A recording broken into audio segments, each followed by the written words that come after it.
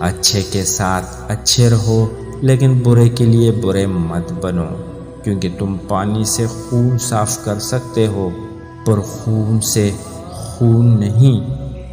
نہر کے کنارے پر سویا ہوا شخص پیاس محسوس کرتا ہے جبکہ پانی بالکل اس کے قریب ہوتا ہے۔